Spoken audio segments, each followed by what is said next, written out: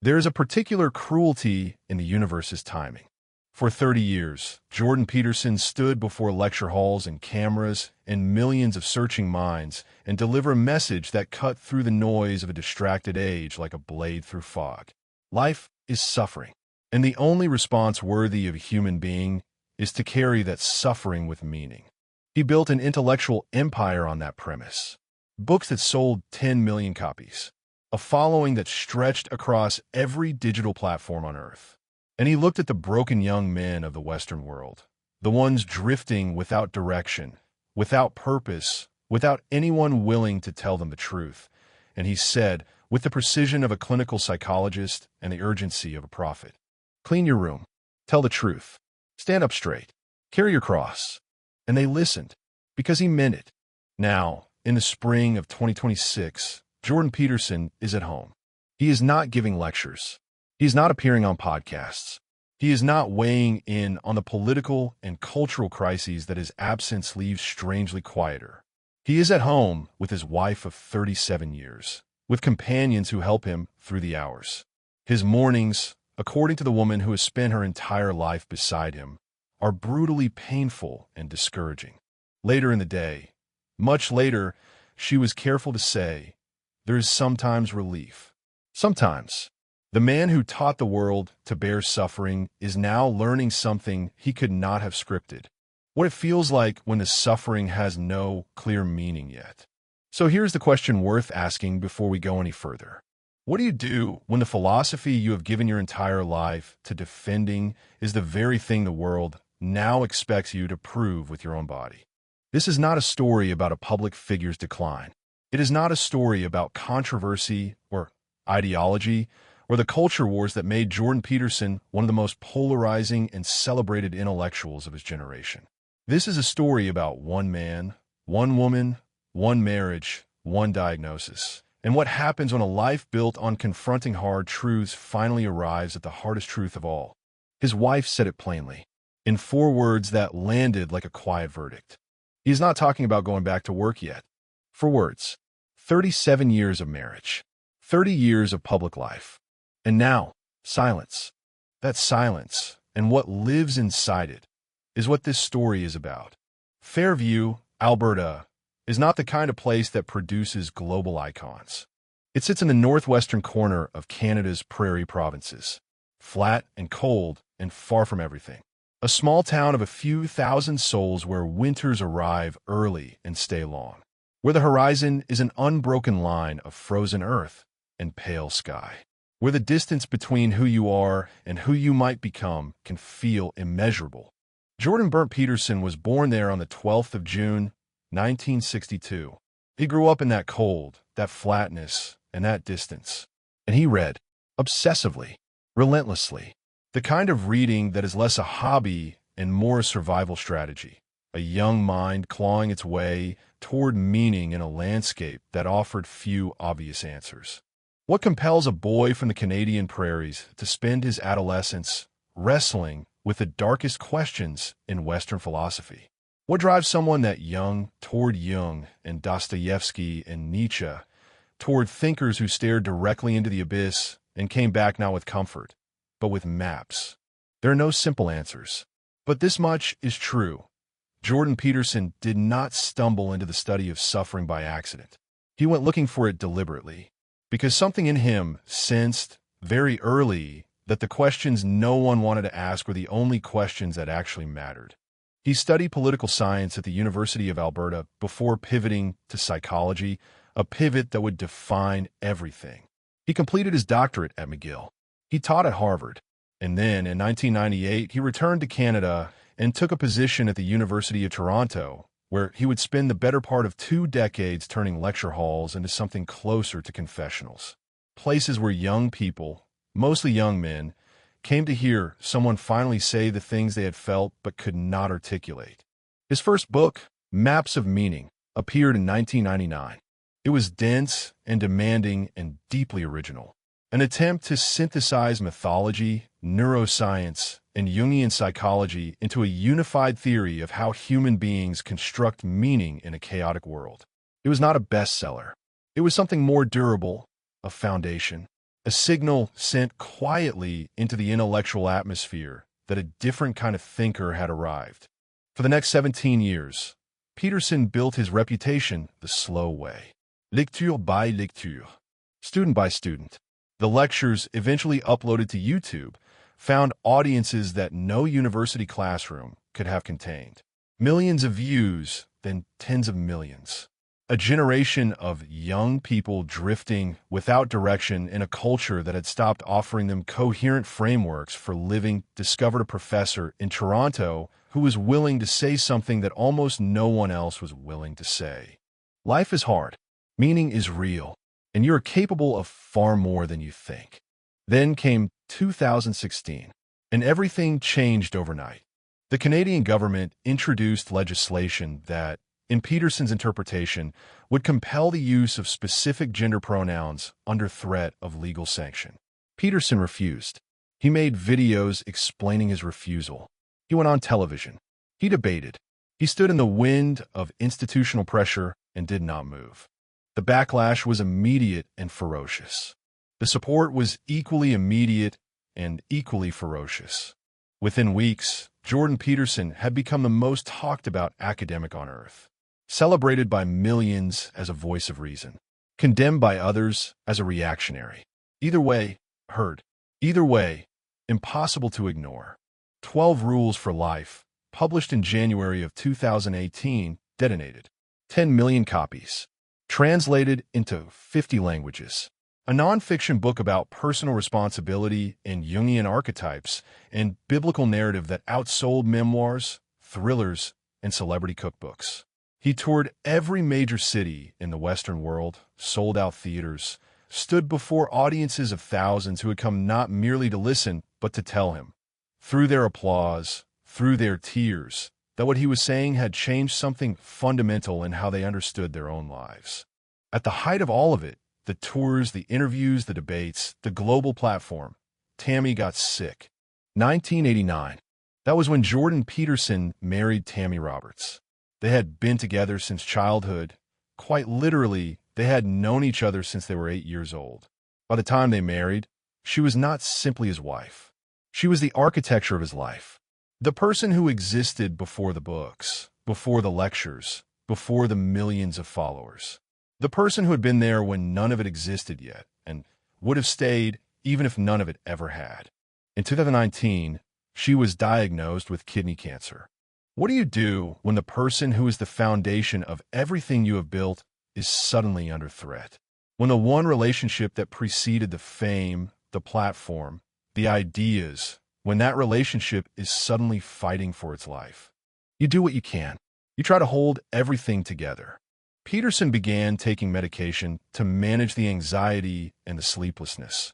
A benzodiazepine called clonazepam, prescribed to help him cope with the impossible weight of watching his wife face a diagnosis that carried no guarantees. It was at first just that, a tool, a medical intervention in a moment of acute crisis. What he could not know, what no one communicated to him clearly enough, was that benzodiazepines carry a cost that arrives on the back end. Dependency forms quietly. The body builds its entire equilibrium around the drug's presence. And withdrawal, when it finally comes, does not arrive gently. By the time Peterson understood the depth of the trap he was in, he was already fully inside it. He tried to stop. The withdrawal was catastrophic. In 2020, in an act of desperate medical search, he traveled to Russia for a procedure involving medically induced sedation, an attempt to sleep through the worst of the withdrawal in a controlled clinical environment. He spent a month in a Russian intensive care unit. He came back diminished. Not defeated, never that, but diminished, still not well. In 2022, he sat across from Joe Rogan and said something that landed with the quiet force of a confession from a man who had spent his entire career teaching others to endure. I was in excruciating pain for 2 years. Pain on levels that I didn't know was possible. Think about that sentence for a moment. The man who wrote the book on suffering, literally, sitting in a podcast studio and admitting that pain had found registers in him he had not known existed. Tammy survived. The cancer did not win. And Peterson slowly and painfully rebuilt. He released Beyond Order in 2021, written during the worst of it, while still in recovery. A book about the necessity of order and meaning in the face of chaos, written by a man living inside the exact chaos he was describing. He returned to public life. He launched the Alliance for Responsible Citizenship. He kept going. He always kept going. But the body was keeping a different kind of account. And in Zurich, during a hospitalization for pneumonia, that account came due. There's the hospital room in Zurich, Switzerland, that Jordan Peterson will never fully leave. He checked in for pneumonia. Serious, yes, but manageable. The kind of medical episode that a man of 63, already battle-scarred from years of withdrawal and recovery, might reasonably expect to survive and move past. He had survived worse. He had survived a Russian intensive care unit. He had survived 2 years of pain at levels, in his own words, that he didn't know were possible. He survived the pneumonia too. But in that Swiss intensive care unit, something else entered his bloodstream. Sepsis, a systemic infection, the body's immune response spiraling beyond its own control. And sepsis in a nervous system already carrying the accumulated damage of years of benzodiazepine withdrawal did not simply pass through. It landed. It took hold. It accelerated a process that was already underway in ways that medicine had not yet fully mapped. What emerged from that hospitalization was not the Jordan Peterson who went in. What emerged was a man with tardive akathisia. Say the words slowly. They deserve precision. Tardive, meaning delayed. The damage arrives not in the moment of exposure, but later. Sometimes much later. Long after the medication has been discontinued. Long after the patient believed the worst was behind them. Akathisia, from the Greek, meaning inability to sit still. A neurological condition characterized by internal restlessness so severe, so unrelenting, so physically overwhelming that patients do not describe it as discomfort. They describe it as torment. Not an inconvenience, an invasion. The body generating distress signals from the inside with no off switch and no clear exit. It is a condition known to occur as a consequence of the discontinuation of certain psychiatric medications, drugs that block dopamine receptors, that alter the brain's fundamental signaling architecture, that the central nervous system builds its entire functional equilibrium around. When those drugs are removed, the system that adapted to their presence is suddenly without its anchor. And in some patients, not all, but some, the result is a neurological injury that does not resolve. That persists. That could be permanent. Jordan Peterson spent 6 years trying to get free of one medication. And the process of getting free left him with a condition that may be with him for the rest of his life. Think about the architecture of that tragedy. Not a sudden accident. Not a diagnosis that arrived from nowhere. A slow-motion cascade. Each decision made in good faith. Each medical intervention pursued in crisis. Each step of the withdrawal process undertaken in the sincere belief that the other side would eventually arrive. The other side, for Jordan Peterson, has not yet fully arrived. He is 63 years old, and he is in pain. By early 2026, something had changed visibly in Peterson's public presence. Events disappeared from his website. Quietly, without announcement, the calendar that had once been filled with speaking engagements and conferences and international appearances went blank. No statement, no explanation, just absence. The kind of absence that speaks louder than any press release. And then in April of 2026, his daughter Michaela published a post that ended the silence.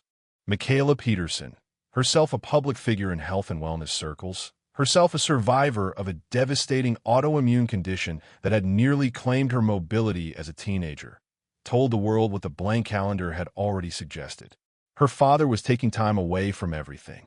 The cause was a neurological injury induced by psychiatric medications. The symptom was a condition the medical world calls akathisia, and the lived reality of which is something the medical world has never adequately communicated to the millions of people prescribed these drugs each year.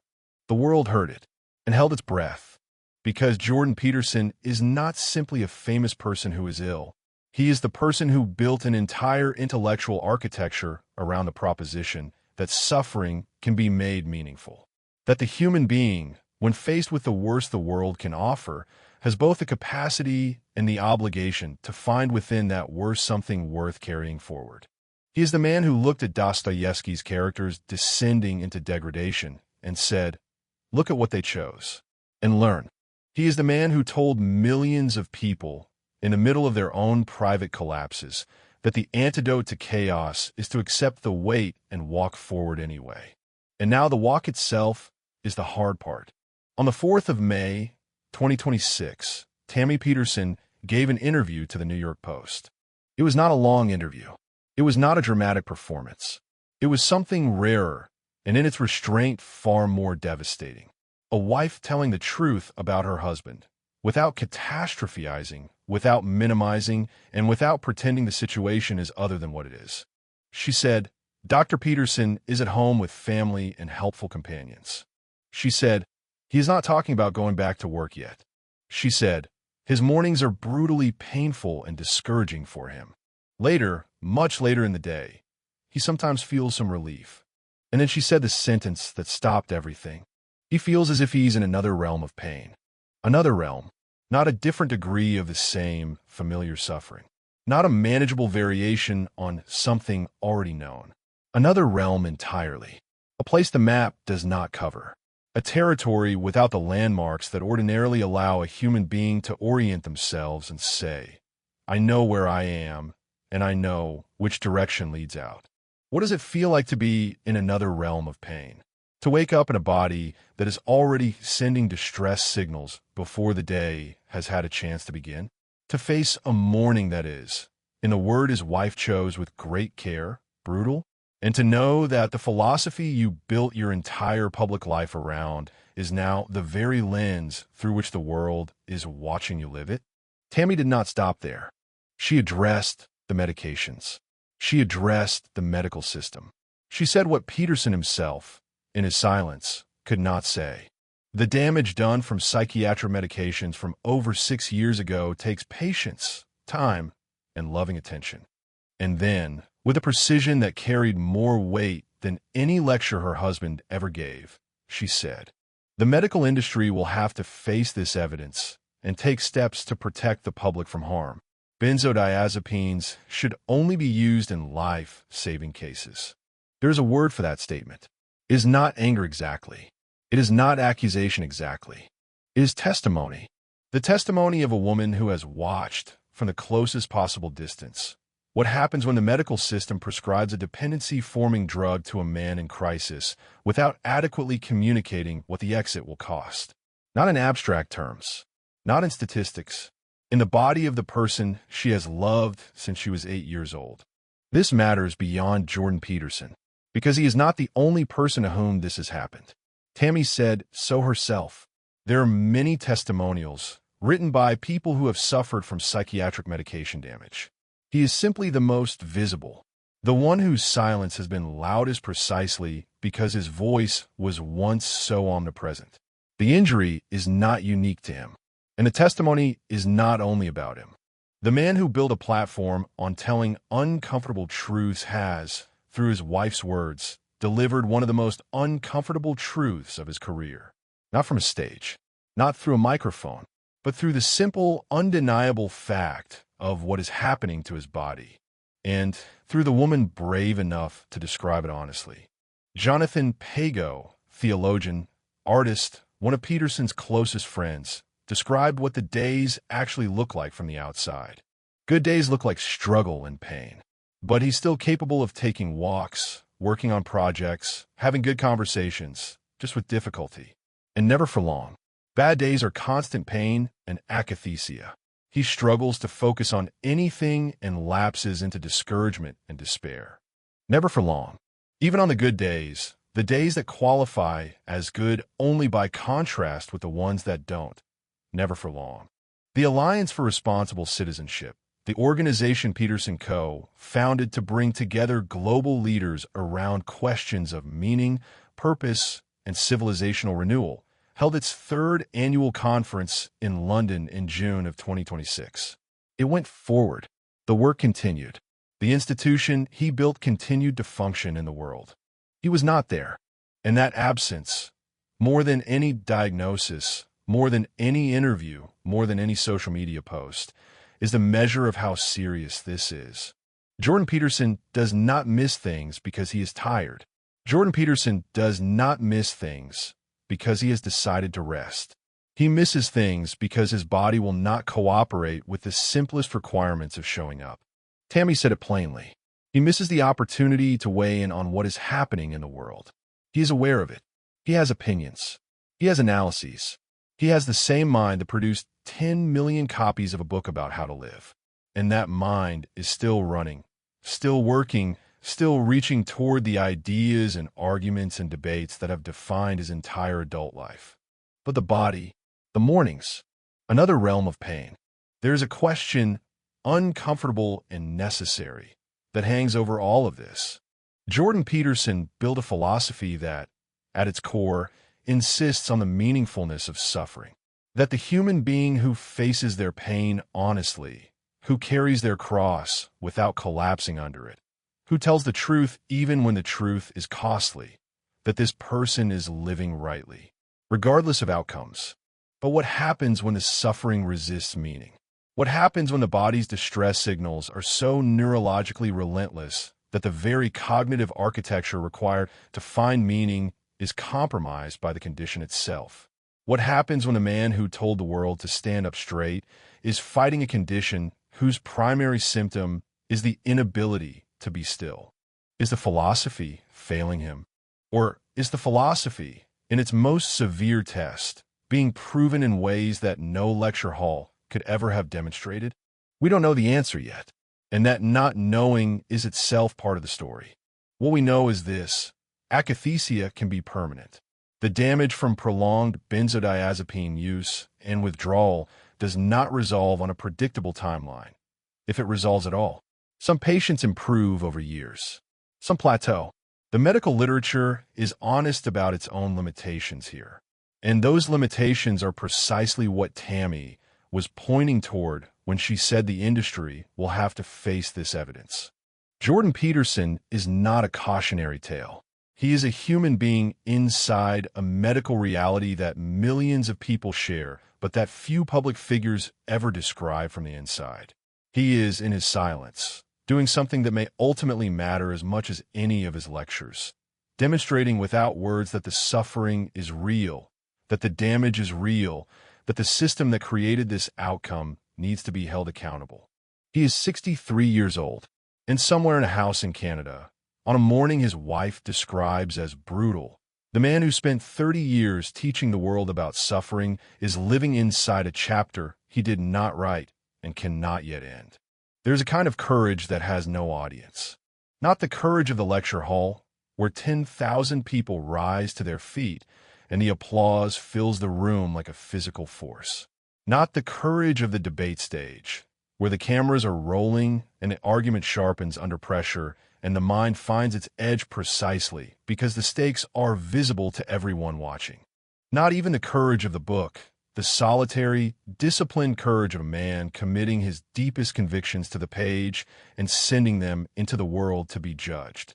There is another kind of courage entirely, the kind that happens in the morning, in the hours before the day has gathered enough momentum to offer any relief, in the rooms that cameras never enter, where the only witnesses are the people who chose to stay.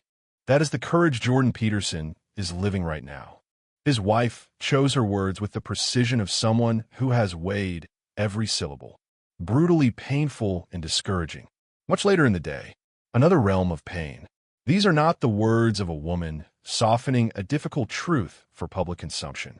These are the words of a woman who has sat beside the same person since they were 8 years old, who has watched him build and break and rebuild, and who is now telling the world exactly what she sees.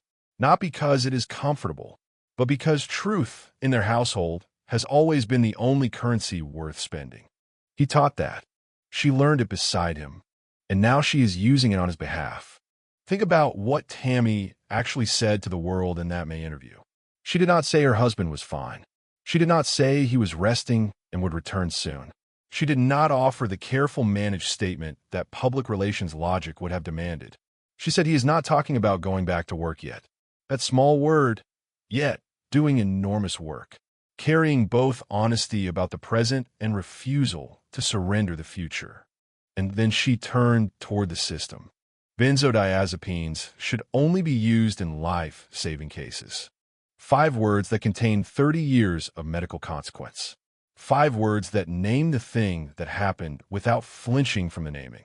Tammy Peterson, the woman who faced kidney cancer, who rebuilt her own health through approaches the mainstream initially dismissed, who has watched her husband navigate a medical labyrinth that should never have existed, is now speaking publicly about what that labyrinth cost.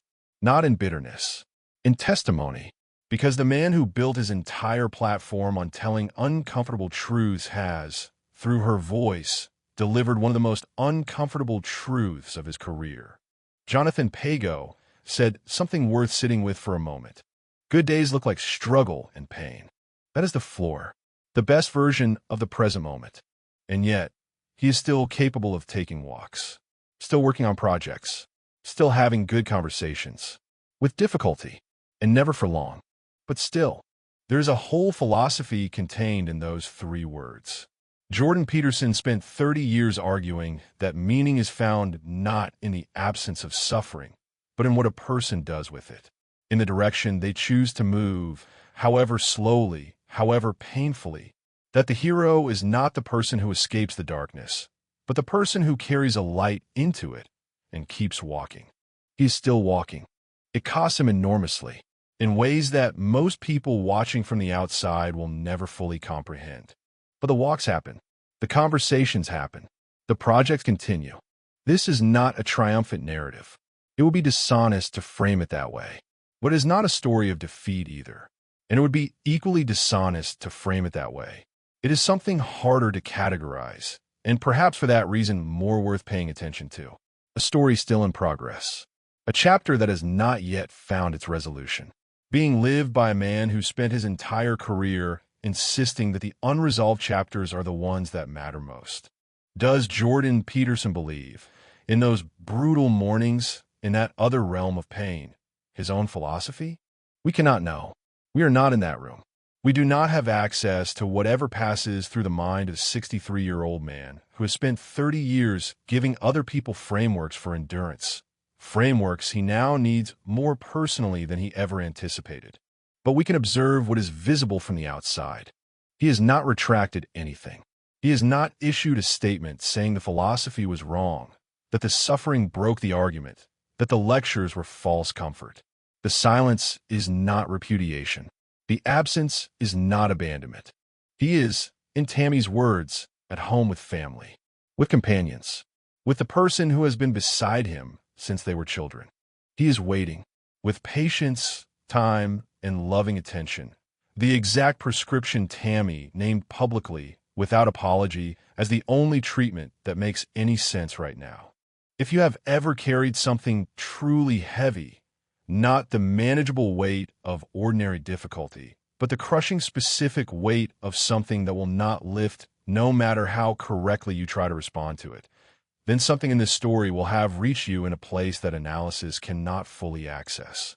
And if Jordan Peterson has ever said something that landed in you and rearranged something important, if one of his lectures or pages or arguments ever found the exact nerve that needed to be found at the exact moment you needed it found, then you already know what his absence from the public conversation feels like. It feels like a frequency going quiet. It feels like a voice that knew how to speak directly into the part of you that most needed to be spoken to has temporarily gone off the air. The people who expect Jordan Peterson to stay silent forever do not yet understand who Jordan Peterson is.